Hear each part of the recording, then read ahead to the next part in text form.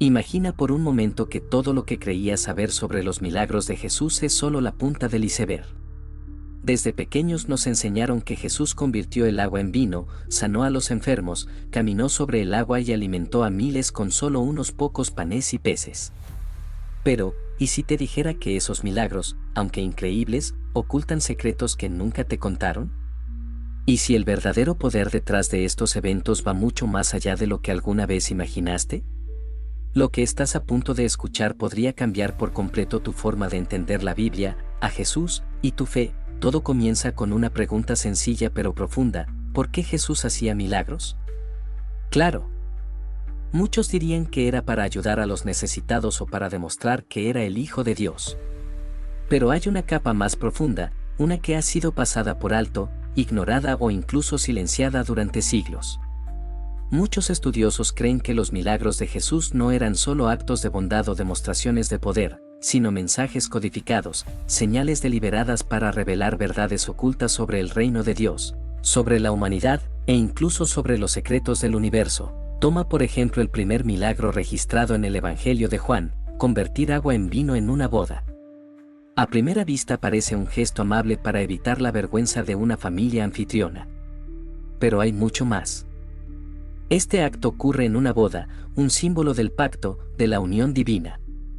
El agua, usada para la purificación ritual, es transformada en vino, un símbolo del nuevo pacto en la sangre de Cristo. Este no fue solo un milagro. Fue una declaración de que lo viejo estaba siendo reemplazado por algo nuevo.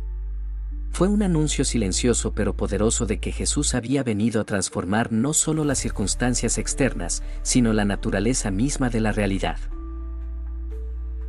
Y luego están los milagros de sanación. ¿Alguna vez has notado que Jesús no solo curaba enfermedades físicas? Sanaba a los ciegos, sí, pero también abría los ojos espirituales. Sanaba a los cojos, pero también a los que estaban paralizados por el miedo o la culpa. Sanaba a los leprosos, los marginados de la sociedad, restaurando no solo sus cuerpos, sino su dignidad, su lugar en la comunidad. Cada sanación era una metáfora viviente del propósito más profundo de Jesús: restaurar a las personas, cuerpo, mente y alma. No solo curar, sino redimir. Uno de los milagros más impactantes es la alimentación de los 5,000. Este evento, registrado en los 4 evangelios, no es solo una muestra de generosidad o poder multiplicador. Es una repetición simbólica del maná en el desierto, pero con un nuevo significado. Jesús no solo estaba alimentando estómagos hambrientos, estaba enseñando que Él es el verdadero pan del cielo. Estaba revelando que el hambre más profunda del ser humano no es física, sino espiritual. Y que solo Él puede saciarla, pero aquí es donde las cosas se ponen realmente intrigantes. Porque cuando Jesús camina sobre el agua, no solo desafía las leyes de la física. Está enviando un mensaje a gritos: Él tiene autoridad sobre el caos. En la cosmovisión hebrea antigua, el mar representaba el abismo, el mal, lo incontrolable. Cuando Jesús camina sobre las olas, está pisoteando simbólicamente todo lo que amenaza con devorarnos. Está demostrando que no importa cuán profundo sea el caos en tu vida, Él está por encima de todo. Y no olvidemos la resurrección de Lázaro. Este milagro no fue solo una muestra de poder sobre la muerte. Fue un anuncio profético. Jesús sabía que resucitar a Lázaro encendería la furia de las autoridades religiosas. Lo hizo sabiendo que eso lo llevaría directamente a la cruz. Fue como si dijera: yo tengo poder para dar vida. Y estoy dispuesto a dar la mía para que tú también la tengas. Este milagro fue un punto de no retorno, una línea trazada en la arena que separaba la vida antigua de la nueva era del reino de Dios. Pero hay otro milagro que rara vez se analiza a fondo: la expulsión de demonios. En una era moderna, donde muchos descartan lo sobrenatural, este tipo de milagros son incómodos, incluso para algunos cristianos. Pero en los tiempos de Jesús, eran pruebas irrefutables de que el reino de Dios había llegado con poder. Cada vez que Jesús expulsaba a un demonio, no solo liberaba a una persona, estaba invadiendo territorio enemigo. Estaba despojando al adversario de su control sobre las almas humanas. Era una guerra espiritual en plena vista. Y Jesús nunca perdió una sola batalla. Ahora bien, aquí viene lo más impactante de todo. Jesús no se limitó a hacer milagros aislados. Él envió a sus discípulos a hacer lo mismo. Les dio autoridad para sanar, para expulsar demonios, para levantar muertos. ¿Qué significa esto? Que los milagros no eran un espectáculo exclusivo de Jesús, sino una manifestación del reino que debía continuar a través de sus seguidores, incluyéndote a ti, y sin embargo, hoy, muchas iglesias evitan hablar de milagros. ¿Por qué? ¿Por qué se ha perdido esa parte fundamental del Evangelio? ¿Será que tememos lo sobrenatural? ¿Será que nos hemos acomodado tanto a la lógica humana que nos olvidamos de que servimos a un Dios que camina sobre el agua? El mayor secreto de los milagros de Jesús es que no fueron hechos para asombrarte, sino para invitarte. Cada milagro es una invitación a creer, a confiar, a seguir, a participar en una realidad más grande. Y si has llegado hasta aquí, entonces quizás sea porque, en el fondo, tú también lo sientes. Ese anhelo de lo extraordinario. Esa certeza de que hay más. Y sí, hay mucho más. Y mientras más profundizamos, más extraño se vuelve todo.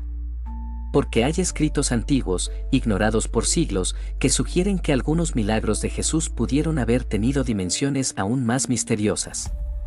Evangelios apócrifos, textos gnósticos y manuscritos ocultos hablan de prodigios que no están en los 4 evangelios tradicionales.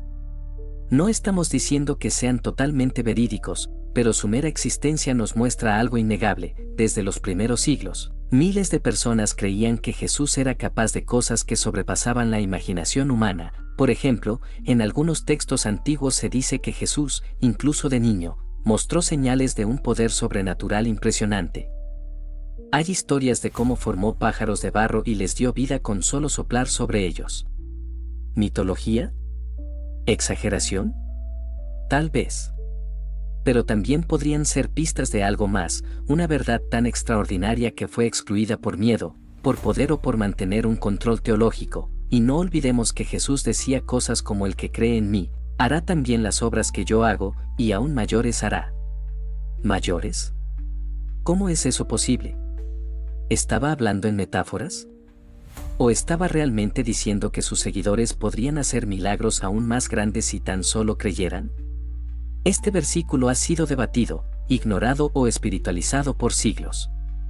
Pero si lo tomamos en serio, entonces nos confronta con una posibilidad aterradora, que hemos vivido muy por debajo del potencial espiritual que Jesús intentó liberarnos. Hay registros históricos de seguidores de Jesús en los primeros siglos haciendo milagros.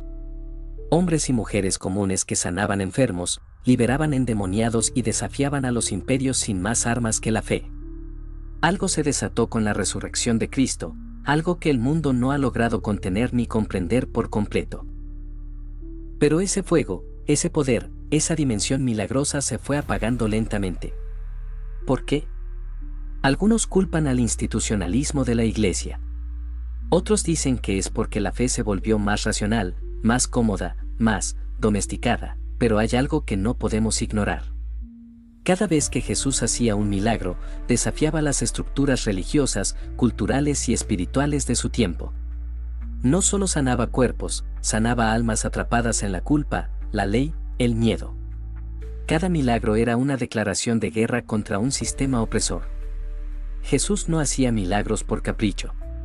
Cada uno tenía un mensaje, un propósito. Y muchas veces, ese mensaje iba contra los poderosos. Es por eso que los fariseos se escandalizaban. No solo porque sanaba en sábado, sino porque lo que él hacía demostraba que ellos no tenían el control.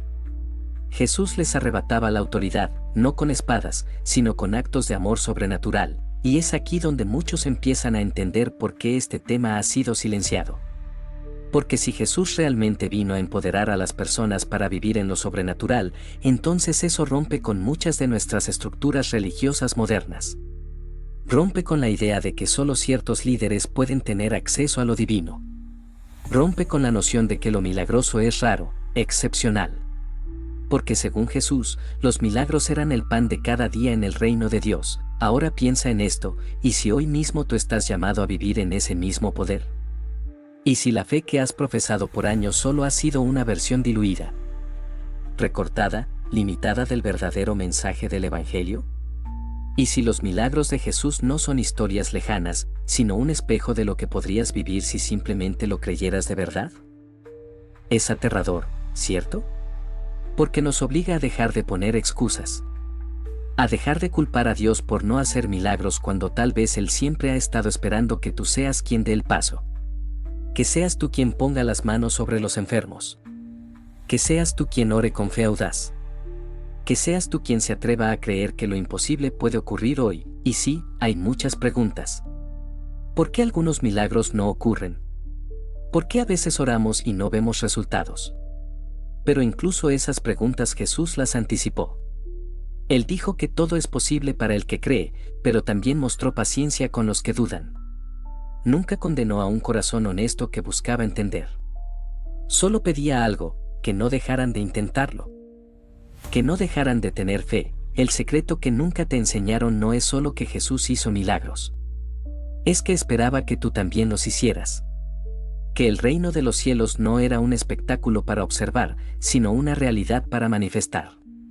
Y ese secreto está justo frente a ti, esperando que lo tomes, que lo vivas, que lo sueltes al mundo. ¿Estás listo?